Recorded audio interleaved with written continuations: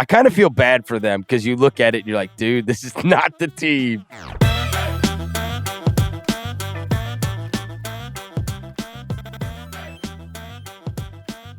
Because of the way it all played out on these last few days of the season, that's going to be the matchup.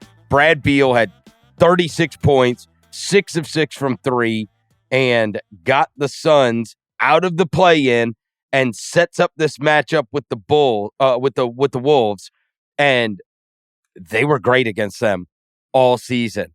This 3-0, man. It feels like one of those bad matchup deals, right?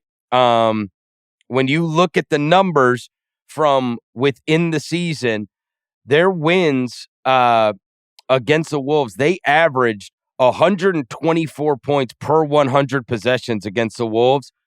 That is the best mark by any opponent against Minnesota. Not only is it a slightly bad matchup, it might be the worst matchup. It is the worst matchup. Because you've got a team that plays drop coverage against a team that lives in the mid-range, right? I wonder, does Chris Finch have something cooking up that we didn't see during the season?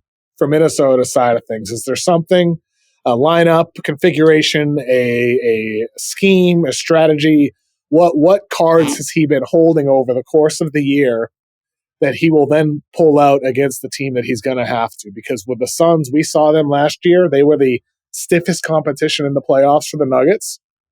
They will also have new things that they're going to try out this year as well. But what counters does Minnesota have? Because there's that clip of Anthony Edwards at some point earlier in the year, saying, "Well, they got Kevin Durant, well, we got Jaden McDaniels."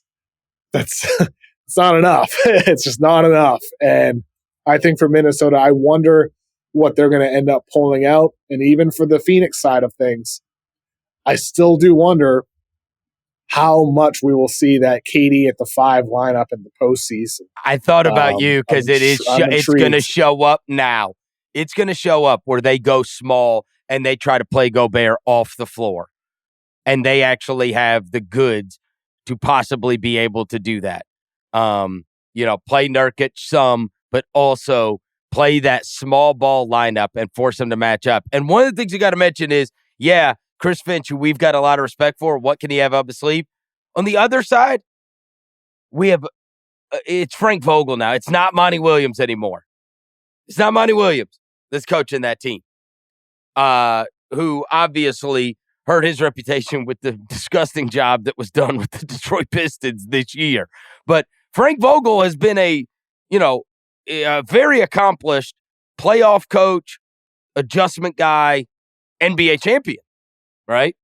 Like, he has coached teams that have made it all the way through the NBA playoffs while making adjustments along the way. And so Frank Vogel certainly has my respect as a guy that, okay, if you do make this counter, that Frank Vogel will then adjust to the counter, right? He will have something up his sleeve as well. His teams are very prepared. And I tell you, this Phoenix team, we've gone from buying in to not buying in to buying in to not buying in. They made it through that gauntlet through the end of the year and are not in the play-in. And you got to give them credit for that. In April, they went 10-4. They had wins over the Wolves, the Nuggets, the Cavs, the Clips, the Pelicans, the Kings. Like, they had a really tough schedule. And they had some duds in there that were, obviously that one against San Antonio was tough to stomach. And there were certainly games throughout their last couple of weeks that made us feel less confident in them. That being said, it's a good record while having a murder schedule down the stretch. And if they get that Brad Beal that we just saw, well, maybe all of a sudden there is a ceiling for the Suns that we thought had maybe shrunken a little bit, but now is, a West Finals possibility team like we thought. Because you got to remember, whoever wins this one, whoever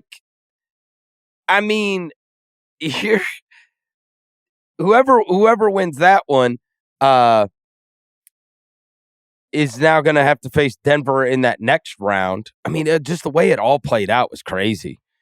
I mean, now, if you're Dallas and the Clips, who we talked about a lot, now you're facing the winner of an Oklahoma City series in order to get to the West Finals, right? I think we always kind of thought Denver was going to be there, but by virtue of them losing that game to San Antonio, they're not.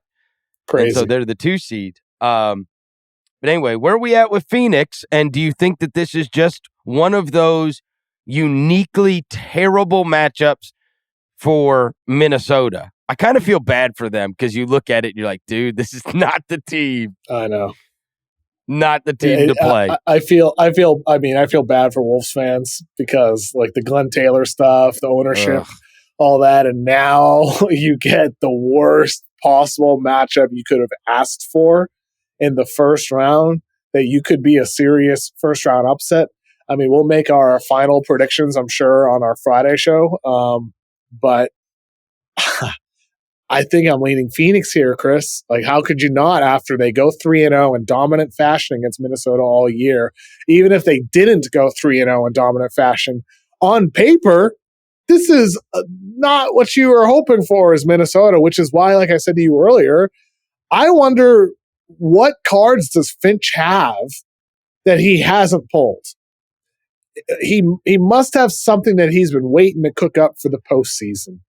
And it's called not playing Rudy Gobert, your guy. But it's not like Rudy. It's not Rudy though necessarily. It's not because of Rudy. It's so easy to blame him. The Minnesota defense is so much better now than it was before. Rudy can't. But what I mean is, it's like, could you switch more with Rudy? Like rather than playing drop, could they decide to switch more on ball screens?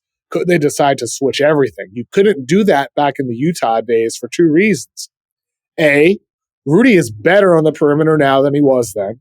He has improved on those switches. He is not the guy who got spun around by Stephen Curry in the playoffs anymore. Rudy is better on switches. B, you can do that now because of the amount of size and support you have behind him.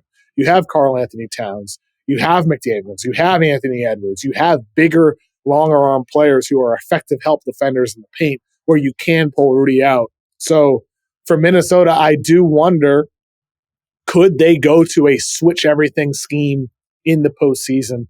Would it be effective away from what they normally do? I don't know. I don't know. And it may not be. It may be a disaster. But maybe it could work, and that's what they've been waiting for doing all year long. But I look forward to seeing it because I would imagine that they are going to do something different that they haven't really done all season long. And maybe as a team that is one of the least switch-heavy teams in all of basketball, that's what they ended up turning to in the postseason against Phoenix. That is a great series, though. I mean, we know it's going to be a long one. My God, I can't wait.